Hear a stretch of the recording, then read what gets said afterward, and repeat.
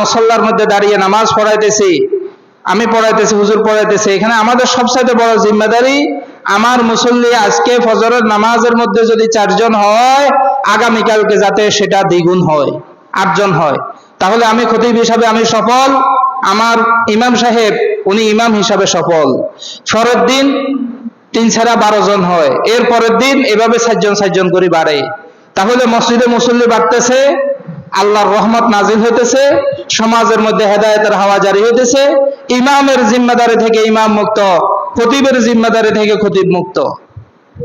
আর যদি এরকম হয় যে ইমামকে রাখছি আমরা কর্মচারী, খতিবকে রাখছি আমরা কর্মচারী, উনি আসে কিছুক্ষণ সুন্দর সুন্দর কথা বলে যাবে, আমাদেরকে মজা দিয়ে যাবে, আমাদের হাস্যরসের খোরাক করবেন, আমাদেরকে কিছুক্ষণ বিনোদন দিবেন, ওয়াজ নসিহত করবেন, সবার সাথে সালাম কালাম করে উনি চলে যাবেন, আর মাস শেষে বেতন নেবেন। সম্মানিত ভাইরা, এটা নবুয়তের দায়িত্ব নয়। আপনার নামাজের হিসাব আপনাকে আল্লাহর কাছে দিতে হবে। আউয়ালু মা ইউহাসাবু বিহিল আবদু ইয়াউমাল কিয়ামাতিস সালাহ। বনি আদম মৃত্যুবরণ করার পরে আল্লাহ তাআলা যখন হিসাব নিকাশ শুরু করবেন, আল্লাহ তাআলা 5 ওয়াক্ত নামাজের যে দায়িত্ব দিয়েছিলেন সেই দায়িত্ব সম্পর্কে সর্বপ্রথম হিসাব করবেন। সবাই বলেন, সর্বপ্রথম কিসের হিসাব হবে? নামাজের। আমি বাজারে গেলাম সদাই করার জন্য, চিন্তা করি আমার পরিবারে আজকে কি কি লাগবে। চাউল লাগবে 1 বস্তা নিলাম, আলু লাগবে, ডাল লাগবে, তরকারি লাগবে, মাছ লাগবে, গোশত লাগবে, ময় মশলা লাগবে, ইত্যাদি লাগবে, সেটা বুঝলাম। পরিবারের প্রয়োজন পূরণ করার জন্য আমি প্রয়োজনীয় বস্তুগুলো খরিদ করতে পারলাম। আমার পরিবারে 2-1 জন অসুস্থ আছে, তাদের সেবা করা দরকার, ডাক্তার দেখানো দরকার, ওষুধ নেওয়া দরকার, প্রেসক্রিপশন দেখিয়ে ফার্মেসি থেকে ওষুধ নেওয়া দরকার, সেটাও আমি নিলাম, সেই প্রয়োজনগুলো পূরণ করলাম।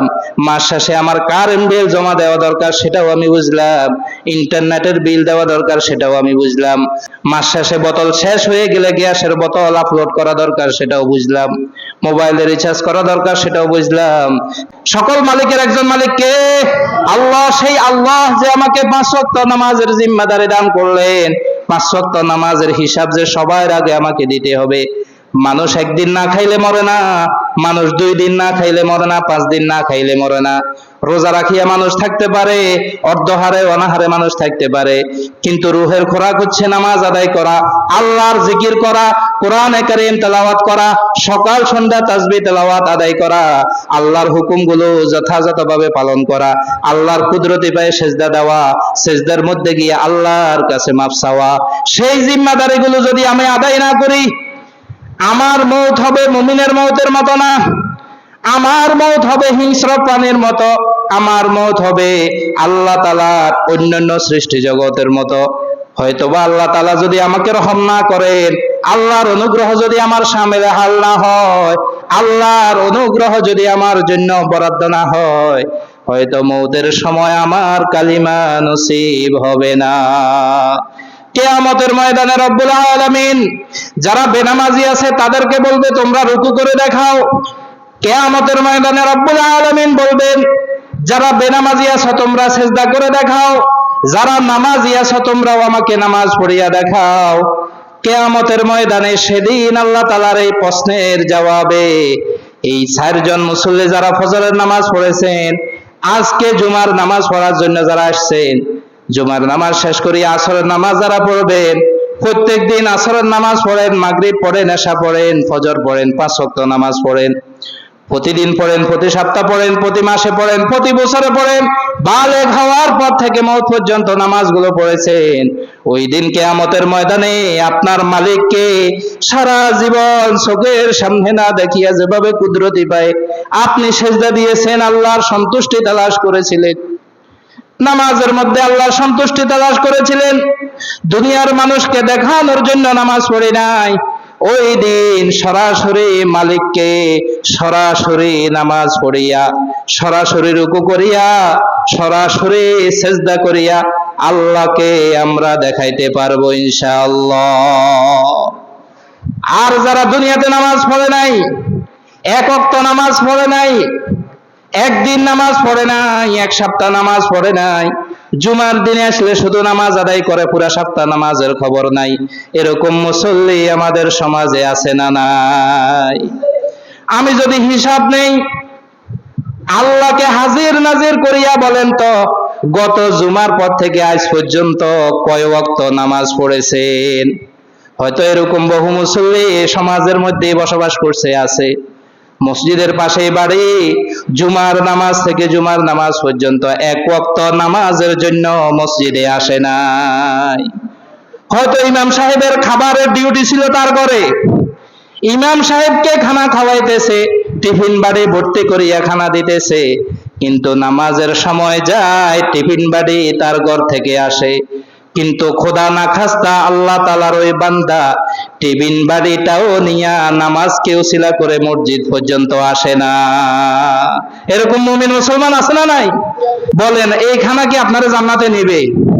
খানা খাওয়ানো অনেক সওয়াব, ইমাম সাহেব আলেম ওলামারা খাওয়াতে পারলে অনেক সওয়াব, কিন্তু ভাই আগে নামাজ পড়েন, নামাজ পড়তে হবে। নামাজ পড়ে খানা খাওয়াইলে তাহলে ঠিক আছে, আর নামাজ পড়েন না, আপনি খানা খাওয়াইলে লাভ কি হবে বলেন? দুনিয়ার সফলতা, আখিরাতের মুক্তি আল্লাহ তাআলা কিসের মধ্যে রাখছেন? নামাজের মধ্যে রাখছেন। 5 ওয়াক্ত নামাজ আল্লাহর গোলাম। আচ্ছা বলেন, আমার একজন কর্মচারী আমি রাখছি কাজের জন্য, সে কাজ করবে 9টা থেকে 1টা পর্যন্ত, 2টা পর্যন্ত। এখন সে এই ডিউটিটা যথাযথ পালন করে না। একদিন আসি 1 ঘন্টা ডিউটি করলো, আরেকদিন আসি 2 ঘন্টা করলো, আরেকদিন আসলোই না, আরো 2-4 দিন অসুস্থতার বান ধরলো। এভাবে যদি মাস শেষ করে, বলেন তো আপনি কয় মাস কয় দিন তাকে এভাবে রাখিয়া রাখিয়া স্যালারি দিবেন? কয় দিন দিবেন বলেন? তার চাকরি থাকবে? তার চাকরি থাকবে? থাকবে না। এক্ষেত্রে সে হচ্ছে দিন মজুর, আমি হচ্ছে মালিক, আমি হচ্ছে তার ম্যানেজার। কিন্তু সকল ম্যানেজার আমরা তো সবাই হচ্ছে বান্দা। আমাদের একজন রব কে আছেন? আমাদের একজন রব কে আছেন? আল্লাহর পক্ষ থেকে দুনিয়াতে প্রাপ্তি এবং আখিরাতে মুক্তির জন্য আল্লাহ তাআলা আমাদেরকে শুধু সওয়াব দেখান নাই, 5 ওয়াক্ত নামাজকে ফরজ করে দিয়েছেন। এটা ওয়ারেন্টি, এটা গ্যারান্টি, এটা ফরজ, এটা মানতেই হবে। এটা না মানলে, এটা অস্বীকার করলে মুমিন মুসলমান থাকতে পারবে না। এই 5 ওয়াক্ত নামাজ আপনি আদায় করেন না তো আল্লাহ তাআলা আপনাকে কিভাবে শান্তি দিবে বলেন? কিভাবে আপনার রুজি রোজগারে বরকত দিবে? কিভাবে আপনার সন্তানদেরকে মানুষ করবে? কিভাবে আপনার হায়াতের মধ্যে বরকত দিবে? কিভাবে আপনার ব্যবসা বাণিজ্যের মধ্যে উন্নতি দিবে? কিভাবে আপনি যা যা চান দুনিয়ার খাহেশগুলো আল্লাহ তাআলা পূরণ করবে? আপনার চাহিদা পূরণ করবে কেন? আপনি তো আল্লাহর গোলামি মানেন না, আপনি তো 5 ওয়াক্ত নামাজ পড়েন না, আপনি তো গত জুমা থেকে জুমা পর্যন্ত 1 ওয়াক্ত নামাজও মসজিদে এসে পড়েন নাই। 1 ওয়াক্ত পড়ছেন, আরেক ওয়াক্ত পড়েন নাই, একদিন পড়ছেন, আরেকদিন পড়েন নাই, তো আপনার মুআমালা আল্লাহর সাথে ঠিক নাই। তাহলে আল্লাহ তাআলা আপনাকে বসাইয়া বসাইয়া খাওয়াবে কেন? রিজিক কেন দিবে? আপনার সন্তানদেরকে বিদেশে ভালো কেন রাখবে? আপনি তো আল্লাহর গোলাম হতে পারেন নাই, আমি তো আল্লাহর গোলাম হতে পারি নাই। এজন্য গোলাম হতে হবে কার বলেন সবাই? গোলাম হতে হবে কার বলেন সবাই? আল্লাহর গোলাম হতে হবে। সূরা ফাতিহার মধ্যে আমরা কি পড়ি? ইহদিনাস সিরাতাল মুস্তাকিম সিরাতাল্লাযীনা আন'আমতা আলাইহিম।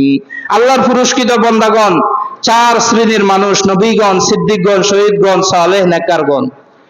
এই নেককারগণের পথ আমাদেরকে দেখান, তাহলে আমরাও নেককার হতে পারবো। নবী হতে পারবো না, সিদ্দিক হতে পারবো না, শহীদ হয়তো আল্লাহ নসিবে রাখলে, কিন্তু নেককার হওয়ার সুযোগ আমাদের জন্য আছে, সহজ। তাহলে নেককার হওয়ার জন্য আল্লাহর গোলামির দরকার আছে না নাই? আল্লাহর গোলামি করতে হলে জুমা থেকে জুমা, মাস থেকে মাস, বছর থেকে বছর, রমজান থেকে রমজান, ঈদ থেকে ঈদ, নাকি প্রতিদিন আল্লাহর গোলাম থাকতে হবে? বলেন না, প্রতিদিন আল্লাহর গোলাম থাকতে হবে। তো এখন আল্লাহর গোলামি আপনি আমি করি না, কিন্তু চাই যে আমার দুনিয়ার শান্তি, চাই যে আমার ব্যবসা বাণিজ্যের উন্নতি, চাই আমার প্রফেশনের উন্নতি, চাই আমার ছেলে সন্তানের মধ্যে বরকত, চাই আমার সামাজিক প্রভাব প্রতিপত্তির মধ্যে বরকত। কিভাবে হবে বলেন? সকল কিছুর মধ্যে উন্নতি অবনতি দেওয়ার মালিক কে? তাহলে আল্লাহকেই যখন আমি সব কিছুর কুদরত কাদের রাখলাম, ইন্নাল্লাহ আলা কুল্লি শাইইন কদির, তা আল্লাহর গোলামি আমাদেরকে পালন করার দরকার আছে না নাই? আজকে থেকে ইচ্ছাকৃত কোন ওজর দেখাইয়া, নিজের মনকে ওজর দেখাইয়া, অলসতা দেখাইয়া, ঘুমকে আমার উপরে জয়ী বানাইয়া ওয়াদা করে ইনশাআল্লাহ নামাজ ছাড়বো না, ইনশাআল্লাহ নামাজ ছাড়বো না, বলেন ইনশাআল্লাহ নামাজ ছাড়বো না।